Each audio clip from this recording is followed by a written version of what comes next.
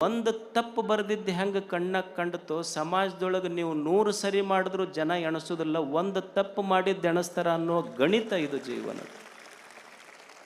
ಇದು ಜೀವನ ಗಣಿತ. ಇದು ಅದಕ್ಕೆ ಮನುಷ್ಯ ಕಲಿಯಬೇಕಾದದ್ದೇನು ಅಂದ್ರೆ, ತಪ್ಪು ಜೀವನದ ಮೇಲೆ ತಪ್ಪು ಒಪ್ಪುಗಳು ನಡೀತಿರ್ತಾವೆ. ಇಲ್ಲಿ ಯಾರೂ ಪರಿಪೂರ್ಣರಲ್ಲ. ಇಲ್ಲಿ ಮನುಷ್ಯ ಕಲಿಯುವುದೇನು ಅಂದ್ರೆ, try to be better than yesterday. ಅಷ್ಟೆ. ಒಂದು ಸಣ್ಣ ಪ್ರಯತ್ನ, ನಿನ್ನೆ ಏನು ನನ್ನಿಂದ ತಪ್ಪಾಗ್ಯಾವ, ಬೆಳಿಗ್ಗೆದ್ದು ಭಗವಂತನೆದ್ರ ಕೈ ಮುಗಿದ ಭಗವಂತನೇ ಇವೆಲ್ಲ ನನ್ನಿಂದ ತಪ್ಪಾಗ್ಯಾವ, ಇವು ಮಾಡಲಾರ್ದಂಗಿರೋದಷ್ಟೆ. ಗುರುಗಳೆಲ್ಲ ಇಷ್ಟು ಪಾದಯಾತ್ರೆ ಮಾಡಿದ್ರಿಲ್ಲ, ಹಳ್ಳಿ ಹಳ್ಳಿಗೆ ಪಾದಯಾತ್ರೆ ಮಾಡಿದ್ರು, ಮನೆ ಮನೆಗಳಿಗೆ ಪಾದಯಾತ್ರೆ ಮಾಡಿದ್ರು, ಜೋಳಿಗೆ ಹಾಕ್ಕೊಂಡು ಪಾದಯಾತ್ರೆ ಮಾಡಿದ್ರು. ಎದಕ್ಕೆ? ತಪ್ಪು ಬಿಡಿಸುವುದಕ್ಕಷ್ಟೆ. ಅವ್ರ ಜೊತೆ ಎಷ್ಟು ಜನ ಹೆಜ್ಜೆ ಹಾಕಿದ್ರಿ? ಅರಿಯದವರೊಡನೆ 1000 ಹೆಜ್ಜೆ ಹಾಕುವುದಕ್ಕಿಂತ ಇಂಥ ಅರಿತವರ ಜೊತೆ 4 ಹೆಜ್ಜೆ ಹಾಕುವುದೇ ಜೀವನದ ಸಾರ್ಥಕತೆ. ಏನು ಅರಿಯದವರೊಡನೆ ಹರಿದಾರಿ ನಡೆದ್ರು ಏನು ಉಪಯೋಗ ಇಲ್ಲ. ಅರಿತವರೊಡನೆ 2 ಹೆಜ್ಜೆ ಹಾಕು. ಜೋಳಿಗೆ ಹಾಕ್ಕೊಂಡು ಹೇಳಿದ್ರಿಲ್ಲ ಗುರುಗಳು, ತಪ್ಪು ಮಾಡಬೇಡ್ರಪ್ಪ ಅಂತ. ಎಷ್ಟು ಚಟಗಳನ್ನು ಜೋಳಿಗೆ ಹಾಕಿಸ್ಕೊಳ್ಳುವ ಕೆಲಸ ನಡೀತಿಲ್ಲ. ಹಳ್ಳಿ ಹಳ್ಳಿಗೆ, ಓಣಿ ಓಣಿಗೆ ಹೋಗಿ ಅವರಿಗಿದೆಲ್ಲ ಯಾಕೆ ಬೇಕಾಗಿತ್ತು ಹೇಳಿ? ಭಕ್ತನ ಬದುಕೊಂದು ಒಪ್ಪಿಗೆಯ ಬದುಕಾಗಬೇಕು, ಕೂಡಲ ಸಂಗತನಗೆ ಬೇಕೆಂದು ಎತ್ತಿಕೊಂಬ. ಅಂಥ ಒಂದು ಸುಂದರ ಬದುಕು ಭಕ್ತರದಾಗಬೇಕನ್ನುವ ಕರುಣೆ ಅವರಲ್ಲಿತ್ತದು. ಅವರು ಏನು ಕಲಿಸಿದ್ದು ಅಂದರೆ, try to be better than yesterday. ಮನುಷ್ಯ ತಪ್ಪುಗಳನ್ನು ಬಿಡೋದು ಮಾಡ್ತೀವಿ, ಈಗ ಎಷ್ಟು ಸೇದೋದಿಲ್ಲ, ಅದ್ರ ಮೇಲೆ ಬರೆದಿರ್ತಾರೆ ಇಂಜುರಿಯಸ್ ಟು ಹೆಲ್ತ್ ಅಂತ ಬರೆದಿರ್ತಾರೆ. ಅದನ್ನು ತೊಗೊಂಡ ಓದೇ ಸೇತ್ತೀವಿ. ಮತ್ತು ಈಗ ತಿನ್ನೋದಿಲ್ಲ, ಏನು ತಿಂತಾರೆ ಅದು ಚೀಟ್ ಹರಿದು ಹಾಕೊಂಡು ತಿಂತಾರಲ್ಲ, ಅದ್ರ ಹೆಸರು ಮೇಲೆ ಬರೆದಿರ್ತಾರೆ. ಏನು ಬರೆದಿರ್ತಾರೆ? ಗುಟ್ಕ ಅಲ್ಲ, ಅದು ತಿಂದ್ರೆ ಗೊಟಕ್ಕಂತಾರೆ ಅನ್ನೋದು. ಅದು ಗುಟ್ಕ ಅದ ಹೇಳ್ತಿರ್ತದೆ ಅಷ್ಟು. ಗುಟ್ಟಕ್ಕೆ ತೊಗೊಂಡ್ರು ಒಂದು ದಿವ್ಸ ಗೊಟಕ್ಕಂತಾರೆ, ಬಿಡೋದಿಲ್ಲ ಅದು. ಅಷ್ಟು ಮಜಾ. ಅವರು ಸೇವನೆ ಮಾಡೋರು ಅಷ್ಟು ಚಲೋ ಇರ್ತಾರೆ ಅವರು. ಅಷ್ಟು ಒಂದಿಬ್ಬರು ಸ್ನೇಹಿತರಿದ್ರಂತ, ಅವ್ರಿಗದು ಭಾಳ ಚಟ. ಎಲ್ಲಿಗೆ ನೋಡ್ರಿ ಕಾರ್ಯಕ್ರಮಕ್ಕೆ ಕುಂತಿರ್ತಾರೆ, ಈಗ ಹಾಕ್ಕೊಂಡು ಕುಂತಿರ್ತಾರೆ, ಉಗುಳ್ಬೇಕಂದ್ರೆ ಸಮಸ್ಯೆಗಳು. ಅವ್ರು ಹಾಕ್ಕೊಂಡು ಸಿನಿಮಾಕ್ಕೆ ಹೋದ್ರು. ಇಬ್ಬರು ಬಾಯಾಗ ಹಾಕ್ಕೊಂಡು ಕುಂತಿದ್ರು, ಸಿನಿಮಾ ನೋಡಕತ್ತಿದ್ರು. ಸಿನಿಮಾರ 500 ರೂಪಾಯಿ ಕೊಟ್ಟು ನೋಡಕತ್ತಾರ, ಇಂಟ್ರೆಸ್ಟ್. ಅವ ಹಾಕ್ಕೊಂಡನು, ಉಗುಳ್ಬೇಕೀಗ. ಹೊರಗೆ ಹೋದ್ರೆ ಸಿನಿಮಾ ತಪ್ತೈತಿ, ಇದ್ರೆ ಅದು ಇಟ್ಕೊಂಡು ಕೂಡಕ್ಕಾಗೋಲ್ದು. ಆ ಕಡೆ ಈ ಕಡೆ ನೋಡಕತ್ತಿದ್ದ. ಅವ ಮಗ್ಲಿದ್ದವ, ಇದು ದೋಸ್ತವ. ಯಾಕೋ ಸಿನಿಮಾ ನೋಡೋದು ಬಿಟ್ಟು ಆ ಕಡೆ ಈ ಕಡೆ ಏನು ನೋಡಕತ್ತೆ? ಇಲ್ಲ, ಒಂದು ಸ್ವಲ್ಪ ಹಾಕ್ಕೊಂಡಿನಿ ನಾನು. ಅಲ್ಲ, ಏನು ಮಾಡ್ಬೇಕು? ಉಗುಳ್ಬೇಕಂತ ಮಾಡೀನಿ, ಹೊರಗೆ ಹೋದ್ರೆ ಸಿನಿಮಾ ಹೋಗ್ತೈತೆ. ಇಲ್ಲ, ನಿನ್ನ ಮಗ್ಲದನಲ್ಲ, ಅವನ ಕಿಶದಾಗ ಉಗುಳು ಅಂದವ. ಅವಾಗ ಇವ ಅಂದ, ಅಲ್ಲ ಮತ್ತು ಅವನಿಗೆ ಉಗುಳಿದ್ರೆ ಅವನಿಗೆ ಗೊತ್ತಾಗೋದಿಲ್ಲ ನಂದು. ಅಲ್ಲ, 4 ಸಲ ನಿನ್ನ ಕಿಶದಾಗ ಉಗುಳಿ ನಿನಗೇನ್ರ ಗೊತ್ತಾಗೈತೆ ನಂದು. ಈಗ 4 ಕಸ ಉಗುಳಿ ನಿನಗೇನು ಗೊತ್ತಾಗೈತೇನು? ಹಂಗೆ ಇನ್ನೊಬ್ಬರು ಪಾಕೆಟ್ನಾಗ ಹಾಕ್ಕೊಂತ ಹೋಗೋದಪ್ಪ ಅಷ್ಟೆ. ಗುರುಗಳು ಕಲಿಸಿದ್ದೇನು ಅಂದ್ರೆ, ತಪ್ಪುಗಳನ್ನು ಕಡಿಮೆ ಮಾಡೋದು, try to be better than yesterday. ಸಜ್ಜನನಾಗಿ ಬದುಕುವುದಷ್ಟೆ. ನಾವು ಕಲಿಯುವುದೇನಂದ್ರೆ, ನಾವೇನು ತಿಳ್ಕೊಂಡಿವಿ? ದೇವನ ಕೃಪೆ ಆಗಬೇಕಾದ್ರೆ ದೇವರ ಗುಡಿಗೆ ಹೋದ್ರೆ ದೇವರ ಕೃಪೆ ಆಗ್ತೈತೆ ಅಂತ ತಿಳ್ಕೊಂಡಿವಿ. ಬರೇ ದೇವರ ಗುಡಿಗೆ ಹೋಗಿ ದೇವರ ಜಗಲಿ ಮುಂದೆ ದೀಪ ಹಚ್ಚೋದ್ರಿಂದ ಅವನ ಕೃಪೆ ಆಗೋದಿಲ್ಲ. ನಮ್ಮಲ್ಲಿರುವ ದುಶ್ಚಟಗಳನ್ನು, ದುರ್ಗುಣಗಳನ್ನು ನಾವು ಬಿಟ್ಟರೆ, ನಾವು ದೇವನ ಗುಡಿಗೆ ಹೋಗಿ ದೀಪ ಹಚ್ಚೋದು ಬೇಕಾಗಿಲ್ಲ. ನೀ ಬಿಟ್ಟರೆ ಸಾಕು, ದೇವರೇ ನಿನ್ನ ಜಗುಲಿಯ ದೀಪವಾಗಿ ಮನ್ಯಾಗ ಬೆಳಗುತ್ತಾ. ನಾವು ಅದನ್ನು ಬಿಡುವುದಷ್ಟೇ ಇಲ್ಲಿ ಕಲಿ. ಸಜ್ಜನಳಾಗಿ ಮಜ್ಜನ ಕೆರುವೆ, ಶಾಂತಳಾಗಿ ಪೂಜೆಯ ಮಾಡು. ಒಂದಿಷ್ಟು ಸಮಾಧಾನ ಇರೋದು ಮನುಷ್ಯ. ಸಮಾಧಾನ ಕಲಿಬೇಕಲ್ಲ ಜೀವನದೊಳಗೆ. ನೀವು ಅಂತಿರ್ತಾರೆ ನೋಡಿ, ಮನ್ಯಾಗ ಯಜಮಾನ್ರು ಹೊರಗೆ ಹೋಗಿ ಬಂದ ತಕ್ಷಣ ಹೆಣ್ಮಕ್ಳು ಅಂತಿರ್ತೀವಿ, ಏನು ರಿಪಿ ರಿಪಿ ಹಚ್ಚಿರಿ ನೀವು ಮನ್ಯಾಗ. ಇದು ಎಲ್ಲಿ ಯಾವ ಡಿಕ್ಷನರಿಯಾಗಿತ್ತೋ ಗೊತ್ತಿಲ್ಲ. ರಿಪಿ ರಿಪಿ ರಿಪಿ ಅನ್ನೋ ಶಬ್ದಕ್ಕೆ ಇದು ಲ್ಯಾಟಿನ್ ಮೂಲದಿಂದ ಬಂದಂತ ಕಾಣತೈತಿ. ಸಮಾಧಾನ ಇರೋದಿಲ್ಲ. ಅವ್ರು ಅಂತಿರ್ತಾರೆ ನೋಡಿ, ಹೆಣ್ಮಕ್ಳ ಮನ್ಯಾಗ ಅಂತಿರ್ತಾರೆ, ಏನು ಈ ಅಮಾಸಿ ಹುಣ್ಣಿಮೆ ಬಂತಂದ್ರೆ ಒಂಥರ ಆಗತ್ತೆ. ಏನಾಗತ್ತಂದ್ರೆ, ಅಡುಗೆ ಮನ್ಯಾಗ ಹೋದ್ರೆ ಅದು ಚೆಂಡು ಹಿಡಿದು ದಬ್ಬದಂಗೆ ಆಗ್ತೈತೆ ಅನ್ನೋದಿಲ್ಲ. ಅಡುಗೆ ಮನೆ ಕಡೆ ಹೋದ್ರೆ ಚೆಂಡು ಹಿಡಿದು ದಬ್ಬದಂಗೆ. ಊಟ ಹೋಗ್ತೈತೆ ಅಂತಾರೆ, ಅಡುಗೆ ಮನೆ ಕಡೆ ಹೋಗಕ್ಕೆ ಒಲ್ಲೆ. ಸಮಾಧಾನ ಬೇಕಲ್ಲ ಮನುಷ್ಯಗೆ. ಸಮಾಧಾನ ತಪ್ಪತ್ಯಾಕ? ಯಾಕೆ ಸಮಾಧಾನ ತಪ್ಪಿತು ಮನುಷ್ಯನಿಗೆ ಅಂದ್ರೆ, ನಾವೇನಂತೀವಿ ಅಂದ್ರೆ, ನಾವು ಬಯಸಿದ್ದು ಸಿಗಬೇಕು, ಸಿಕ್ಕಿದ್ದು ಹೋಗಬಾರ್ದು. ಇದು ನಮ್ಮಿಚ್ಛೆ. ಇದು ಬಯಸಿದ್ದೆಲ್ಲ ಸಿಗಬೇಕು, ಸಿಕ್ಕಿದ್ದು ಹೋಗಬಾರ್ದು. ನಾವು ಬಯಸಿದ್ದು ಸಿಗದೇ ಇದ್ರೆ ಸಿಕ್ಕಿದ್ದು ಹೋದ್ರೆ ಸಮಾಧಾನ ತಪ್ತೈತಿ. ಅಲ್ಲ, ಒಂದು ಕ್ಷಣ ವಿಚಾರ ಮಾಡ್ರಿ, ಈ ಜಗತ್ತಿನೆಲ್ಲ ಬಯಸಿದ್ದೆಲ್ಲ ಸಿಕ್ಕೈತೇನ್ರಿ ಜಗತ್ತಿನೊಳಗೆ? ಈ ಜಗತ್ತಿನಲ್ಲಿ ಬಯಸಿದ್ದೆಲ್ಲ ಸಿಕ್ಕಿಲ್ಲ, ಬಯಸಿದಷ್ಟು ಸಿಕ್ಕಿಲ್ಲ, ಬಯಸಿದಂಥದ್ದು ಸಿಕ್ಕಿಲ್ಲ, ಬಯಸಿದವರು ಸಿಕ್ಕಿಲ್ಲ, ಸಿಕ್ಕವ್ರು ನೀವು ಬಯಸ್ದಂಗಿಲ್ಲ. ಇದು ಜೀವನದ ವೈಚಿತ್ರ್ಯ ಐತಿದು. ಇದನ್ನ ಅರ್ಥ ಮಾಡಿಕೊಂಡು ಬದುಕಬೇಕು ಮನುಷ್ಯ. ಬದುಕಬೇಕು. ಒಂದಿಷ್ಟು ಜೀವನದ ಮೇಲೆ ಸ್ವಲ್ಪ ಹೆಚ್ಚ ಕಡಿಮೆ ಇರ್ತದೆ. ನಾವು ಬಯಸಿದ್ದೆಲ್ಲೂ ಸಿಗೋದಿಲ್ಲ. ಹಂಗಂತ ತಿಳ್ಕೊಂಡು ಬಯಸಬಾರ್ದಂತಲ್ಲ, ಹಂಗಂತ ತಿಳ್ಕೊಂಡು ಬಯಸಬಾರ್ದಂತನೂ ಅಲ್ಲ, ಬಯಸಬೇಕೀಗ. ಆಟ ಆಡ್ತೀವಿ, ಕಬಡ್ಡಿ ಆಡ್ತೀವಿ, ಗೆಲ್ಲುವ ಬಯಕೆಯಿಂದನ ಆಟ ಆಡೋದು, ಗೆಲ್ಲುವ ಬಯಕೆಯಿಂದನ ಆಟ ಆಡಬೇಕು.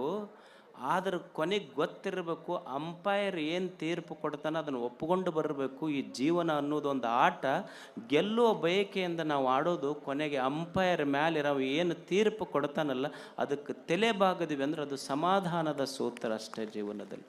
ಇದು ಕಲಿಯುವುದು. ಸಮರತಿಯ ಹಾಡು. ಒಂದಿಷ್ಟು ಸಮರತಿ ಅಂದ್ರೆ ಸಹಜ ಪ್ರೇಮ. ನಮ್ಮ ಎದ್ಯಾಗ ಪ್ರೇಮ ಹೆಂಗೈತಿ ಅಂದ್ರೆ ಸಹಜ ಪ್ರೇಮ ಇಲ್ಲ, ನಮ್ಮದು ಸ್ವಾರ್ಥ ಪ್ರೇಮ ಐತಿ. ನಾವು ಒಂದು ಗಿಡಕ್ಕೆ ಎದಕ್ಕೆ ನೀರು ಹಾಕ್ತೀವಿ ಅಂದ್ರೆ ಅದು ಹಣ್ಣು ಕೊಡ್ತಿದ್ರೆ ಗಿಡಕ್ಕೆ ನೀರು ಹಾಕ್ತೀವಿ. ಆಕಳಿಗೆ ಎದಕ್ಕೆ ಯಾವಾಗ ನಾವು ಹಿಟ್ಟು ಮೇವು ಹಾಕ್ತೀವಿ ಅಂದ್ರೆ ಯಾವಾಗ ಹಾಲು ಕೊಡ್ತೈತಿ ಅಲ್ಲಿವರೆಗೆ ಹಾಕ್ತೀವಿ, ಇರಲಿಲ್ಲ ಅಂದ್ರೆ ಹಾಕೋದಿಲ್ಲ ನಾವು. ಅಂದ್ರೆ ನಮ್ಮಲ್ಲಿ ಸ್ವಾರ್ಥ ಪ್ರೇಮ ಐತಿ, ಸಹಜ ಪ್ರೇಮ ಇರಬೇಕು. ಇವತ್ತು ಗುರುಗಳದಾರ ನೋಡ್ರಿ, ಅವ್ರದ್ದು ಸಹಜ ಪ್ರೇಮ. ನಮ್ಮದು ಸ್ವಾರ್ಥ ಪ್ರೇಮ. ಎಷ್ಟು ಚಂದ ಪ್ರೇಮ ಇರ್ತೈತಿ ಅಂದ್ರೆ, ಈಗ ನೀವು ಮದುವೆ ಮಾಡ್ಕೊತೀರಿ, ಮದುವೆ ಇರ್ತೈತಿ, ಮದುವೆ ಮ್ಯಾಲೆ ಹಿಂಗೊಂದು ಎಂಟ್ರೆನ್ಸಿಗೆ ಹಾಕಿರ್ತೀರಿ. ಏನು ಹಾಕಿರ್ತೀರಿ ಅಂದ್ರೆ ಅವ್ರ ಫ್ಯಾಮಿಲಿ ಹೆಸರು ಹಾಕಿರ್ತೀರಿ. ಹಾಕಿ ಇಂಥವ್ರ ಫ್ಯಾಮಿಲಿ ಹಾರ್ಟ್ಲಿ ವೆಲ್ಕಮ್ಸ್ ಇವನ್ ವೆಡ್ಡಿಂಗ್ ಅಂತ ಹಾಕಿರ್ತೀರಿ. ಗೊತ್ತೈತಿಲ್ಲ ನಿಮಗೆಲ್ಲ, ಅನುಭವಕ್ಕೆ ಐತಿಲ್ಲ. ಮದುವೆದವ್ರ ಫ್ಯಾಮಿಲಿ ಹೆಸರು ಹಾಕಿ ಅಲ್ಲಿ ಹಾರ್ಟ್ಲಿ ವೆಲ್ಕಮ್ಸ್ ಯು ಅಂತ ಹಾಕಿರ್ತೀರಿ. ಮ್ಯಾಲ ಹಾರ್ಟ್ಲಿ ವೆಲ್ಕಮ್ಸ್ ಯು ಇರ್ತೈತಿ, ಮುಂದೆ ಅವ್ರ ಪಟ್ಟಿ ಯಾದಿ ಬರೆಯವ್ರಿಗೆ ಕುಂದ್ರಿಸೇ ಬಿಟ್ಟಿರ್ತಾರೆ, ಕೊಟ್ಟ ಒಳಗೆ ಹೋಗ್ಬೇಕವ. ಅಂದ್ರೆ ನಮ್ಮ ಪ್ರೇಮ ಅಪೇಕ್ಷೆಯಿಂದ ಕೂಡಿರ್ತೈತೆ ಅಷ್ಟೆ. ಈ ಪ್ರೇಮ ನಿಜವಾದ ಪ್ರೇಮ ಅಲ್ಲ, ನಿಸ್ವಾರ್ಥ ಪ್ರೇಮ. ಒಬ್ಬ ಗುರುವಿನ ಪ್ರೇಮ ಐತಲ್ಲ ಅದು ನಿಸ್ವಾರ್ಥ ಪ್ರೇಮ ಜಗತ್ತಿನಲ್ಲಿ. ಅದಕ್ಕಾಗಿ ಗುರುಗಳು ಇದೊಂದು, ಯಾವ ಪ್ರೇಮ ಸಹಜ ಪ್ರೇಮ ಅಂದರೆ ಎಲ್ಲಿ ನಾನು ಇಲ್ಲ, ನನ್ನದು ಅನ್ನೋದಿಲ್ಲ, ಅದು ಸಹಜ ಪ್ರೇಮ ಅಷ್ಟೆ. ಅಂಥ ಗುರುಗಳು ಇಲ್ಲಿ ಸುಮಾರು ದಿನಗಳಿಂದ ಇಲ್ಲೊಂದು ಪ್ರವಚನ ಕಾರ್ಯಕ್ರಮ, ಪಾದಯಾತ್ರೆ ಕಾರ್ಯಕ್ರಮ, ಜೊತೆಗೆ ವಿದ್ಯಾರ್ಥಿ ಪ್ರಸಾದ ನಿಲಯದ ಶಂಕುಸ್ಥಾಪನೆ, ಎಷ್ಟು ಜನ ಗುರುಗಳನ್ನು ಕರೆಸಿದ್ದಾರೆ. ಇಲ್ಲೋಡಿ, ಈ ಮಠದ ಹಿಂದಿನ ಪೂಜ್ಯರು, ಇಲ್ಲೊಂದು ಪ್ರಸಾದ ನಿಲಯ. ನಾಡಿನ ಎಲ್ಲ ಮಠಮಾನ್ಯಗಳು ಉಚಿತ ಶಿಕ್ಷಣ, ಪ್ರಸಾದ ನಿಲಯ. ಆ ಮಹಾನುಭಾವರಿಗೆಲ್ಲ ಗೊತ್ತಿದ್ದಿದ್ದು ಒಂದು ಸೂತ್ರ ಏನು ಅಂದ್ರೆ, ಭೂಮಿಗೆ ಬಿದ್ದ ಬೀಜ ನಾಡಿನ ಮಕ್ಕಳ ಎದೆಯಾಗ ಬಿದ್ದ ಅಕ್ಷರ ಎಂದೂ ವ್ಯರ್ಥ ಆಗೋದಿಲ್ಲ ಅನ್ನುವ ಸತ್ಯ ಗೊತ್ತಿತ್ತು ಅವರು. ಅದಕ್ಕವರು ಉಚಿತ ಪ್ರಸಾದ ನಿಲಯಗಳನ್ನು ಸ್ಥಾಪನೆ ಮಾಡಿದ್ರು. ಅದರ ಜೊತೆಗೆ ಮತ್ತೆ ಈ ಜಾತ್ರೆಗೊಂದು ಹೊಸ ಕಳೆ. ಇಲ್ಲೋಡ್ರಿ, ಇಷ್ಟು ದಿನಗಳವರೆಗೆ ಇಲ್ಲೊಂದು ಪ್ರವಚನ ಕಾರ್ಯಕ್ರಮ. ಎಷ್ಟು ಜಾಗೃತಿಯಾಗಿದೆ ನೋಡಿ. ನಿಮ್ಮನ್ನು ನೋಡಿದ್ರೆ ಇಷ್ಟು ಥಂಡ್ಯಾಗ ಯಾರ ಕೂಡ್ತಾರ? ನೀವು ಯಾರು ಕರೆದ್ರೂ ಬರೋದಿಲ್ಲ. ಇಷ್ಟು ಥಂಡ್ಯಾಗೆಲ್ಲ ಕುಂತಿರಿಲ್ಲ ನಾಲ್ಕು ಮಾತುಗಳನ್ನು ಕೇಳಿ. ಇದೆಲ್ಲ ಪೂಜ್ಯರ ಅವರ ಪ್ರವಚನದ ಒಂದು ಫಲ. ಏನಂದ್ರೆ ನಿಮ್ಮ ಮುಖದೊಳಗಿನ ನಗೆಯೇ, ನಿಮ್ಮ ಉತ್ಸಾಹವೇ ಅದರ ಫಲ ತೋರಿಸ್ತಾ ಇದೆ. ಇಲ್ಲೆಲ್ಲ ಕೇಳಬೇಕು, ನಾಲ್ಕು ಒಳ್ಳೆಯ ಮಾತುಗಳನ್ನು ಕೇಳೋದು ಮನುಷ್ಯ. ಮನಸ್ಸಿಗೆ ನೋಡಿ, ದೇಹಕ್ಕೊಂದು ವೈಕಲ್ಯ ಬರ್ತದೆ, ಅದಕ್ಕೆ ಅಂಗವೈಕಲ್ಯ ಅಂತ ಕರಿತೀವಿ. ಮನಸ್ಸಿಗೂ ಸಹಿತ ವೈಕಲ್ಯ ಬರ್ತದೆ, ಮನೋವೈಕಲ್ಯ. ಈಗ ನೀವು ಚಿಂತೆ, ಡಿಪ್ರೆಷನ್ನು, ಟೆನ್ಷನ್ನು ಅಂತ ಹೇಳ್ತಿರಲ್ಲ, ಇವೆಲ್ಲ ಮನೋವೈಕಲ್ಯಗಳು. ಈ ಅಂಗವೈಕಲ್ಯ ಮತ್ತು ಮನೋವೈಕಲ್ಯ, ಈ ಅಂಗವೈಕಲ್ಯ ಹೋಗಬೇಕಾದ್ರೆ ನಿಮಗೆ ಹಿಂದಕ್ಕೆ ಏನು ಮಾಡ್ತಿದ್ರಂದ್ರೆ ಪೋಲಿಯೋ ಡ್ರಾಪ್ ಹಾಕ್ತಿದ್ರಿಲ್ಲ. ಅಂದ್ರೆ ಅಂಗವೈಕಲ್ಯತೆ ಬರಬಾರ್ದು ಅಂದ್ರೆ ಪೋಲಿಯೋ ಡ್ರಾಪ್ ಹಾಕಬೇಕು. ಮನೋವೈಕಲ್ಯ ಬರಬಾರ್ದು ಅಂದ್ರೆ ಪೂಜ್ಯರ ಹೋಲಿ ಡ್ರಾಪ್ಸ್ ಹಾಕಬೇಕು. ಅಂದ್ರೆ ಮನೋವೈಕಲ್ಯವು ಹೋಗ್ತದೆ. ಕೇಳೋದು ಇದು ಯಾರು ಹೇಳ್ತಾರ, ಏನು ಹೇಳ್ತಾರಿಲ್ಲ, 4 ಒಳ್ಳೆಯ ಮಾತುಗಳನ್ನು ಸದಾ ಕೇಳ್ತಾ ಇರಬೇಕು ಮನುಷ್ಯ. 4 ಒಳ್ಳೆಯ ಮಾತುಗಳನ್ನು ಕೇಳುವುದು. ಹಿಂದೆ ಬೋಧಿಧರ್ಮ ಅಂತ ಒಬ್ಬರಿದ್ರು. ಅವರು ಚೈನಾಕ್ಕೆ ಹೋಗಿದ್ರು. ಬೋಧಿಧರ್ಮ ಚೈನಾಕ್ಕೆ ಹೋಗಿ ಅವರು ಅಲ್ಲಿ ಸನ್ಯಾಸಿಗಳಿಗೆ ಕುಂಗುಫು ಕಲಿಸ್ತಿದ್ರಂತ. ಕುಂಗುಫು, ಈಗ ನಾವು ಕರಾಟೆ ಅಂತೀವಲ್ಲ, ಹಂಗೆ ಕುಂಗುಫು ಕಲಿಸ್ತಿದ್ರು ಬೋಧಿಧರ್ಮ. ಅವರ ವಿಶೇಷತೆ ಏನು ಅಂದರೆ, ಈಗ ನೀವು ಹೆಂಗೆ ಪ್ರವಚನ ಕುಂತೀರಿ, ಈಗ ನಾವು ಹೆಂಗೆ ಪ್ರವಚನ ಹೇಳ್ತೀವಿ ಹಂಗೆ ಹೇಳ್ತಿದ್ದಿಲ್ಲ. ಅವರು ಸಾಯಂಕಾಲ ಪ್ರವಚನ ಮಾಡ್ತಿದ್ರು, ಮುಂದೆ ಜನ ಕೂಡ್ತಿದ್ರು. ಬೋಧಿಧರ್ಮ ಹೆಂಗೆ ಪ್ರವಚನ ಮಾಡ್ತಿದ್ನಂದ್ರೆ, ಜನರ ಕಡೆ ಮುಖ ಮಾಡ್ತಿದ್ದಿಲ್ಲ, ಗ್ವಾಡಿ ಕಡೆ ಮುಖ ಮಾಡಿ ಪ್ರವಚನ ಮಾಡ್ತಿದ್ದ. ಅಂದ್ರೆ ಮುಖ ಗ್ವಾಡಿ ಕಡೆ, ಬೆನ್ನ ಮಂದಿ ಕಡೆ, ಗ್ವಾಡಿಗೆ ಪ್ರವಚನ ಹೇಳ್ತಿದ್ದ ಬೋಧಿಧರ್ಮ. ಮಹಾರಾಜ ಬಂದ, ಅವನು ಬೋಧಿಧರ್ಮ ನೋಡ್ಬೇಕಂತ. ಬೋಧಿಧರ್ಮನಿಗೆ ಕೇಳ್ದ, ಅಲ್ಲ ನೀವು ಗ್ವಾಡಿ ಕಡೆ ಮಂದಿ ಕಡೆ ಬೆನ್ನು ಮಾಡಿ ಗ್ವಾಡಿಗೆ ಮುಖ ಮಾಡಿ ಗ್ವಾಡಿಗೆ ಯಾಕೆ ಪ್ರವಚನ ಹೇಳ್ತೀರಿ ಅಂತ ರಾಜ ಕೇಳ್ದ. ಬೋಧಿಧರ್ಮ ಅಂದ, ಮತ್ತು ಅದಕ್ಕೆ ಹೇಳಿದರೆ ಏನು ಇವಕ್ಕೆ ಹೇಳಿದರೆ ಏನು, ಎರಡು ಒಂದೇ ಅಂದವ. ಅಲ್ಲ, ನಾ ಅಂದಿದ್ದಲ್ಲ, ಬೋಧಿಧರ್ಮ ಅಂದಿದ್ದು. ಮತ್ತು ನೀವು ನಾ ಅಂದಿನ ಅಂತ ತಿಳ್ಕೊಂಡಿರಿ. ಬೋಧಿಧರ್ಮ ಅಂತ ಗ್ವಾಡಿಗೆ ಹೇಳೋದು ಅಷ್ಟೇ, ಇವಕ್ಕೆ ಹೇಳೋದು ಅಷ್ಟೇ ಅಂತ. ಅದು ಬದಲಾಗಿಲ್ಲ, ಇವು ಬದಲಾಗೋದಿಲ್ಲ. ರಾಜನಿಗೆ ಆಶ್ಚರ್ಯ ಆಯಿತು. ಮತ್ತು ಇವು ಬದಲಾಗೋದಿಲ್ಲ ಅಂತ ಗೊತ್ತಿದ್ರು ಮತ್ತು ಪ್ರವಚನರೇ ಯಾಕೆ ಮಾಡಾಕತ್ತೀರಿ, ದಿವಸ ಹೇಳ್ತೀರಿ ನೀವು.